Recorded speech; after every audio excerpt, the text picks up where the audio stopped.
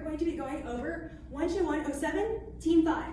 That is team problem number 5 from our high school state championship this past year. The problem states as follows. What is the greatest number of line segments with endpoints at the vertices of a regular octagon that can be drawn without dividing the plane into multiple regions? This problem has its roots in a field of mathematics called graph theory. And graph theory is the study of mathematical objects called graphs. So what exactly is a graph? A graph is a collection of vertices and edges. So let's create an example graph based on what we have in our problem statement up here. So where are our vertices and where are our edges? Well, remember we have endpoints that are the vertices of a regular octagon. So those are going to be our vertices.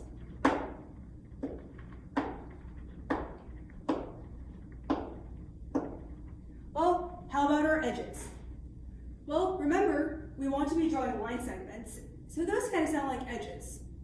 And what we want to do is draw the greatest possible number of line segments such that our graph here with 8 vertices, a bit clearer, will not divide the plane into multiple regions. In other words, we're trying to create a special type of graph known as a tree. And now, what is so special about a tree? Well, there are 2 main properties of trees that make it what we want to form.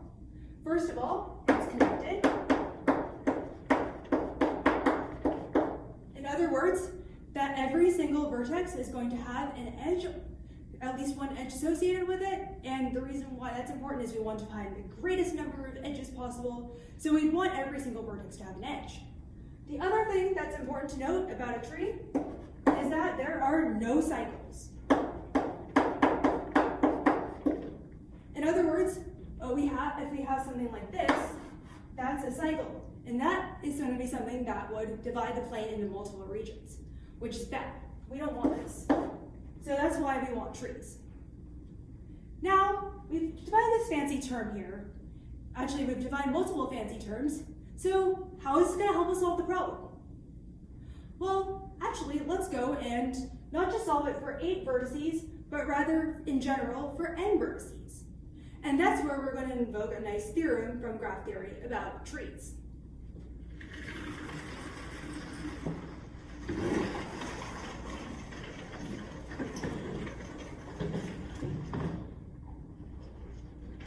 So here's our theorem. A tree with n vertices contains n minus 1 edges. All right, well, I guess we can use this theorem. That's all nice and dandy. But what we really want to do here is figure out, why does this work? So we're going to go and prove it.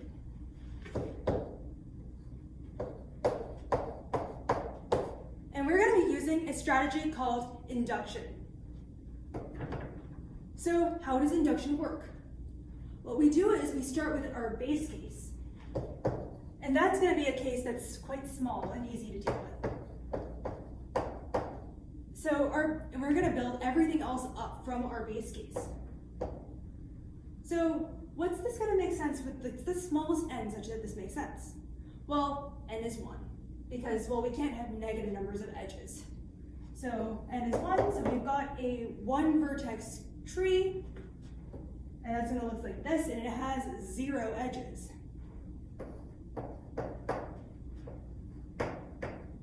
So nice, our base case holds. Now, what we got to do is build up on it. And how we do that is we start with something called an inductive hypothesis.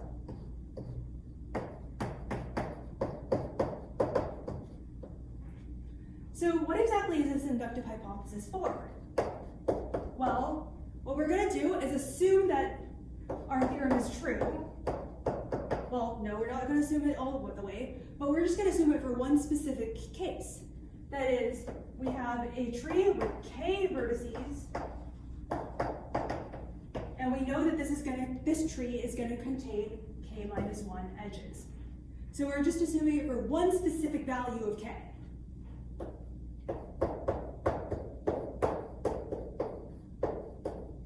So what we are going to do now with this inductive hypothesis is what we want to prove is that it holds for k plus 1 vertices. So we're just starting off with our k, and we want to increase it to k plus 1. So before we go and start going into the nitty-gritty of this proof, let's just think about why this works.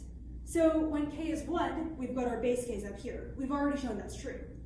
If we can prove the inductive hypothesis for k plus 1 in general, knowing that k is true, then we're going from 1 to 2 to k plus 1, and we can do this for all positive integers n. So let's now dive into it. Let's first just look at a tree with k vertices,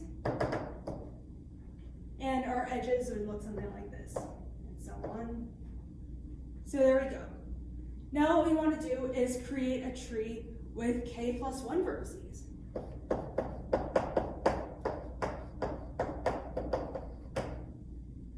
And how can we do that? Well, the easiest part is to add one more vertex. So here's our new vertex. Now, how do we make it a tree? Well, what we need to do here is we can have to add an edge. And the reason why we got to add an edge is because the graph has got to be connected. Remember, trees are always connected. So let's go and add one more edge. This is new. So now we've got a graph with k plus 1 vertices and k edges. Now, why is it a tree? Well, it's connected. Every single vertex has at least one edge coming from it, and there aren't any cycles. There's nothing that closes off the graph. So indeed, this is a tree, and our inductive hypothesis holds. In other words, since we've proven it for k plus 1 based on what we have for k, we can now show that this theorem holds for all positive integers n. All right, so now let's go back to our problem statement.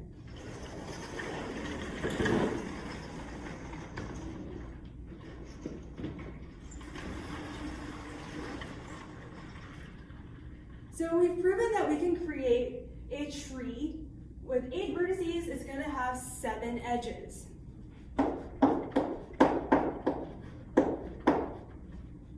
right, so are we done yet? Not quite. And the reason why we're not quite done here is we need to make sure that we can actually go and create this graph. Will it actually not divide the plane, and a second edge is actually possible? It turns out it is. And we can just start by drawing an octagon and leaving one edge empty. So 2, 3, 4, 5, 6, 7. We don't draw this last edge because otherwise what we're going to do is create a cycle, and that's not cool. So indeed, we can make a graph with 7 edges and 8 vertices, and it's not going to divide the plane into multiple regions. So that is our final answer. 7 is the maximum number of line segments we can draw, such that we don't divide the plane into multiple regions. Thank you, and I hope you enjoyed this video. Hi, everybody. This is Tim. Hope you're enjoying our videos. If so, you know what to do. Like, subscribe, turn on notifications, all that sort of thing. But what I'd really want to invite you to do is to send us an email at media@mathleague.org. Tell us which problems you'd like to see us cover next in our video series. Take care and see you in the next video.